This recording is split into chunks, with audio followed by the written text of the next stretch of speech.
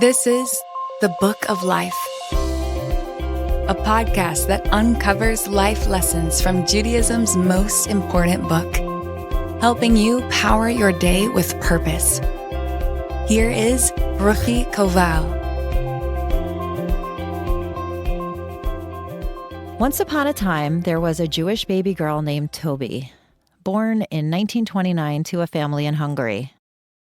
In 1944, at the age of 15, she was taken with her family to Auschwitz, along with her 10 siblings. Her mother and father and 8 of her siblings were killed. She got married after the war, and in 1949, she and her 2 surviving sisters moved to Australia with their husbands. She had 3 boys, and in 1959, moved to New York in pursuit of a better Jewish education for her boys. In 1968, tragedy struck again when her young husband died of a heart attack. Their oldest son was only 17. Both Toby and her husband were in their upper 30s. In the 1970s, Toby remarried, but then in 1980, her oldest son, then married with 3 children of his own, was diagnosed with cancer at the age of 28. 2 years later, he passed away at the age of 30.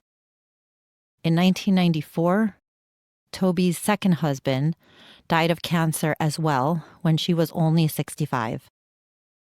Consider the life of this woman who endured so much pain and so much senseless loss and tragedy. You would probably imagine to yourself that she would be one of the most bitter and angry people you would know. But she isn't. She is one of the most consciously happy people I know, and I know her well because she is my grandmother. When I was younger and I used to think about my grandmother, I believed that she was just a naturally happy person who always defaulted to focusing on the positive. But now that I'm an adult, I understand that nobody gets to be that happy unless they are choosing intentionally, deliberately, and consciously to live that way. What is the difference between living a conscious life and an unconscious life? Conscious living means that you are getting something from your day as opposed to just getting through your day. Conscious living means that you seek development and not just entertainment.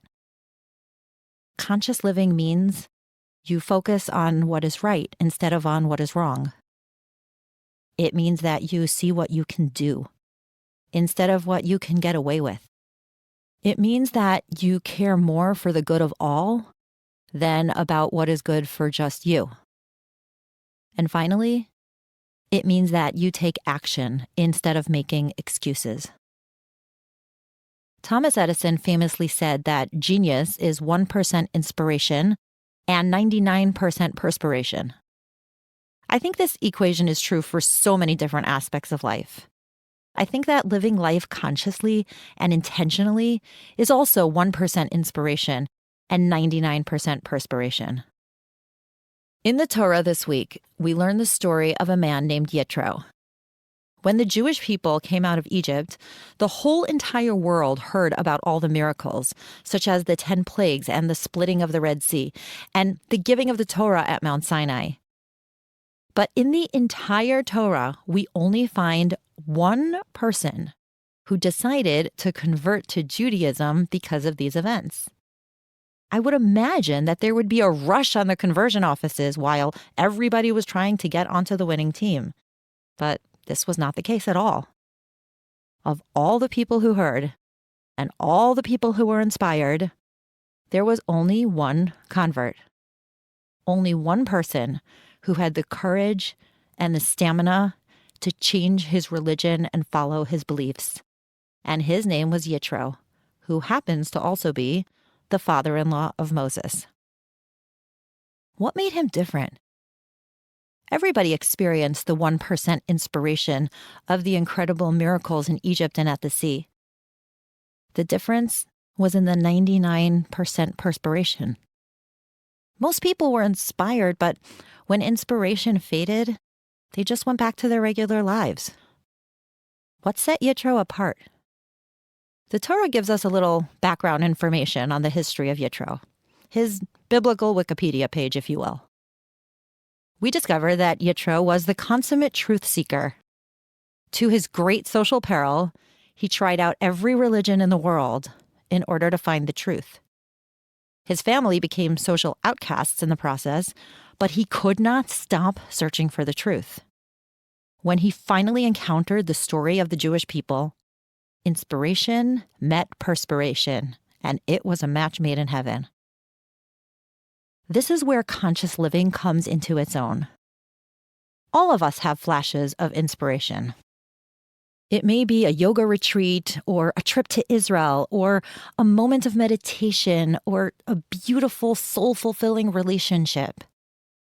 But in order for that inspiration to translate into life-altering patterns, a person must put in the perspiration, the hard work to make that happen. So, what are the patterns that I have noticed in my grandmother? How do you get from the good inspo to conscious living? What are the rungs in the ladder along the way? Here are some details that I have noticed in my very own grandmother. Firstly, she has an incredible amount of gratitude. Her favorite words are the Yiddish "Gleib zu Gott," gratitude to God.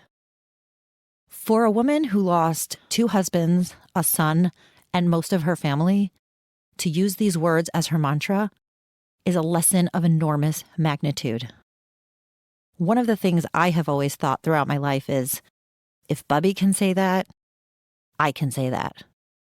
If she can express gratitude to God, then I can express gratitude to God. Number 2, she is the master of compliments. She doesn't just see the good in her life, but she also sees the good in others, and she makes sure to tell them. Number 3, unfortunately, she is not well now, but when she was younger, she was always setting goals for herself. She would tell me that we were going to travel to Israel together. She went to Spain on a cruise with some fellow widows. She was always planning trips and events and shopping and restaurants.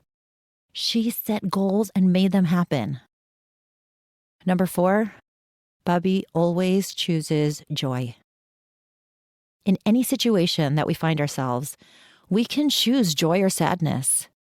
And she certainly had plenty of opportunities to choose sadness. But she intentionally focuses on the positive. Number 5. My husband once asked my grandmother after she had downsized to a condo, "Looking back, Bubby, are you happy that you moved to your new condo?" She looked at him in the eye. Now, she is 4'10" and he is 6'3", and she said in her Hungarian accent, "I only look forward, not back." This is conscious living at its finest. Learn from the past, but do not live there. Look forward to the future, but do not let it fill you with anxiety. That is conscious living. What holds people back from living consciously? Why are people like my grandmother and Yitro so few and far between? I think a lot of people are afraid to be real with themselves. They are afraid to be vulnerable and honest with their feelings. They are afraid to acknowledge that what they're doing isn't working. They are scared to admit that if you keep doing what you're doing, you'll keep getting what you're getting. The idea that change is in our hands and that the keys to happiness are in our own pocket is an idea that can fill many people with fear. If the keys to happiness are in my own pocket, then that means that it is now my job to do the 99% perspiration. That can feel overwhelming, and the responsibility can feel enormous. Sometimes it's just easier to live unconsciously and mindlessly than to accept that kind of responsibility. It is always easier to blame other people for our problems than to seek solutions for ourselves. But I think that each one of us can ask ourselves, am I falling into the unconscious trap? Or can I follow Yitro's lead? Can I take the flashes of inspiration in my life and match them with perspiration in order to create the most amazing conscious life that I possibly can? Can I intentionally put the keys to happiness back in my own pocket? This is the Book of Life. Don't forget to rate, review, and subscribe to Momentum Podcasts on Apple, Spotify, or wherever you get your podcast. Join Ruchi again next time for more meaning and inspiration from Judaism's most important book, to power your day with purpose.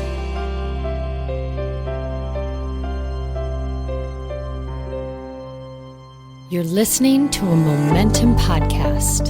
For unlimited inspiration, wisdom, and empowerment, visit MomentumUnlimited.org.